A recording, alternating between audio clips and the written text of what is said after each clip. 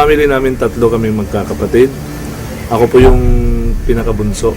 Karoon kami ng bahay sa squatter area. Itong kwarto ko po na dati. Dito po ako nakakaiga, natutulog. Dito talaga ako lumaki. Nakatira kami yung buong pamilya namin. Na dati, ito'y daanan ng tubig. Pag umuulan, magkakaroon kami ng libreng swimming pool kasi lumalaki yung tubig dito.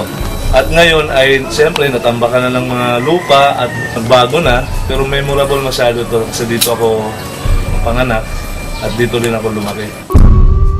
Nakamalay na ako sa buhay ko, doon ko karoon ng mga pangarap na balang araw magkaroon kami ng bahay na maganda, na buhay na maganda. Dahil po yung buhay talaga namin napakahirap noon. Kasi nga yung trabaho ng papa ko, family driver ng isang counselor. Nakuha sa dahil sa kabaitan din ng papa ko. Kaya nakapagtrabaho siya sa city government, driver lang din. So yung mama ko naman din, siya naman yung nagpapatakbo ng karinderya. Yun din yung kinukunan ng extra income nila para makapag-aral kami magkakapatid. At nabubuhay kami sa 5-6 yung pautang.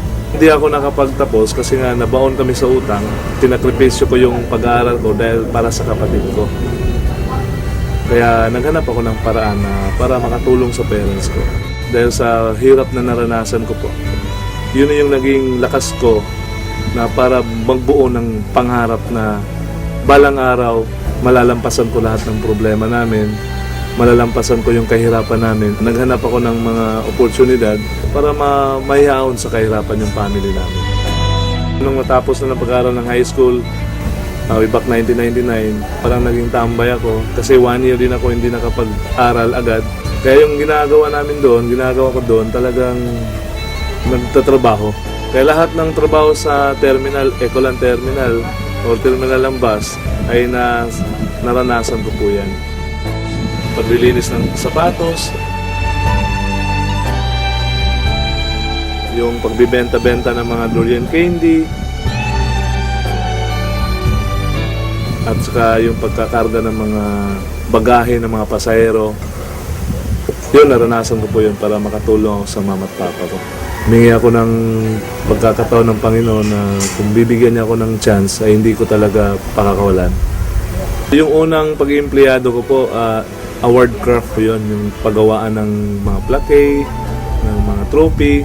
Actually, nagtrabaho ko para sa ate ko, para makapagtapos siya ng pag-aaral niya, na makatulong din ako sa mga tuition niya at saka sa parents ko. Nung nag-graduate yung ate ko, nag-stop na akong magtrabaho at pumasok na ako sa negosyo, pagninegosyo. Kasi alam ko nung sa pagninegosyo, doon natin makukuha yung mga pangarap natin. Doon, may isang company akong napasukan na talagang doon ako namulat na talagang grabe pala yung potential income ng ganitong klaseng negosyo. Kaya na-challenge ako doon. Sabi ko, pag-aaralan ko to, kasi nasa-challenge ako sa mga taong umaasenso. Kahit anong background mo, nakapagtapos ka man wala, open sa lahat, sa mga taong nangangarap. So ako yung taong gigil na gigil dati na talagang makuha ko mga pangarap ko. Kaya nung napag-aralan ko siya, ay hindi din pala parang gano-gano ka basa-basa kang papasok. Kasi ang dami ding mga kumpanyang na parang may company, may produkto, pero wala namang silbi yung mga produkto at hindi nagtatagal. Kaya nung nakita ko si Royal, talagang sabi ko sa sarili ko, ito na yung company hinahanap ko, yung totoong opportunity. Nakita ko yung branch office nila sa Davao. Talagang sabi ko sa sarili ko, talagang pwede kong ibigay lahat ng mga kakayanan ko, lahat ng lakas ko, lahat ng talino, talagang skills ko, na alam ko hindi ako mabibigo. Kasi nga, yung company Royal ay talagang sobrang ganda. Finally, nakita ko na yung tamang kumpanya. Kasi mayroon din akong mga napasukan talagang nabibigo ako. Kasi nga, kumikita ka ng maganda, malaki, pero hindi nagtatagal. Kaya nung nakita ko yung Royal, sabi ko, iba talaga yung Royal. Sabi ko nga, kung mahanap ko lang yung totoong opportunity ng company, talagang gagawin ko lahat ng mga kaya ko. At hindi naman ako nabigo. Halos lahat ng mga pangarap ko na ibigay ng Royal. Before ako ng Royal, muntik na talaga nawala yung bahay ko na ito. Kasi nga yung previous company ko kumita pero hindi tumagal. Nagkautang-utang pa. Kasi nga nawala din yung company parang bula. Dahil po sa Royal, nabayaran yung bahay na ito na matagal namin pinapangarap ng pamilya. 8 months ko nung tinabaho yung Royal, nakuha ko yung Montero Sport ko. First car ko, brand new car from Royal. Doon ko na unang na-experience na nagkaroon ako ng sasakyan dahil po sa Royal yon. At dahil din po sa Royal, after 1 year ko po, na-awardan pa ako sa executive circle ng company. After 2 years ko, umabot na pala ako ng 6 million na kinita ko. Kasi na-recognize po ako as a presidential circle ng company Royal. Kaya grabe yung nangyari sa buhay ko. Lalo na ngayon, in 3 years time ko sa Royal, na nagkaroon ako ng opportunity na makasama sa travel ng company. Ang kagandahan po ay sa Brazil. Dito sa Royal, lahat sinasabi, lahat pinapangako nila ay nagkakatotoo. Iba talaga palang maka-abroad ka. Hindi ka lang nagnenegosyo at kumikita, pero ma-experience mo ang totoong lifestyle na binibigay ni Royal. Grabe! Kaya noon, na-enjoy ko po yung travel namin sa Brazil. Ang kagandahan po, kinuha ko na naman yung pinakapangarap kong sasakyan. Sabi ko sa sarili ko dati, nung dati kong company, mabibili ko na yung hammer ko. Kasi kumikita ko ng malaki, hindi tumagal. Bumagsak. Kaya parang nasaktan ako doon. Dahil sa Royal po, na-inlove ako ulit. At dahil po sa Royal, yung pinapangarap ko ay talagang nagkakatotoo lang. Ito na nga ho, yung hammer or H2 ko po. Kasi sa Davao, hindi ka basta-basta magka-hammer dito. Yung mga nagka-hammer dito, yung mga may-ari ng mga mall, may-ari ng mga hotel, yung mga may-ari talaga na talagang kilala sa negosyo dito sa Davao. Ang malupit doon, isa sa nagmamayari ng hammer ay royalista. Dito pong bahay na ito, actually ito yung pangarap ng mama ko.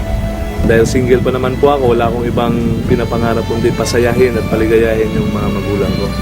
Ito pa, ang dami ko pang pangarap sa kanila. Sabi ko nga sa papa ko na dapat na magretiro na siya. Ayaw ko nang magtrabaho siya. Alam na alam mo kasi yung hirap na naranasan nila sa buhay. Sa hirap ng naranasan nila at hirap ng nadaanan nila sa buhay nila, binuhay pa rin nila kami nung mga bata pa kami. Kaya ngayon, nung ako nang nasa kalagayan ko, ay gustong-gusto ko naman makabawi sa kanila. Masaya pakinggan na may anak ka na nag-alala sa pamilya niya. Sama sa amin, papa niya. Salamat. Kung gaano ko kamahal yung sarili ko, ganun ko po sila kamahal. Kaya lahat, habang single pa po ako, habang hindi pa ako nag-aasawa, binibigay ko po yung kaligayahan nila. Inauna ko po sila. Marami tayong kaibigan, magiging partner. Pero ang masabi ko lang, nag-iisa lang sila na ina at ama ko sa mundong ito.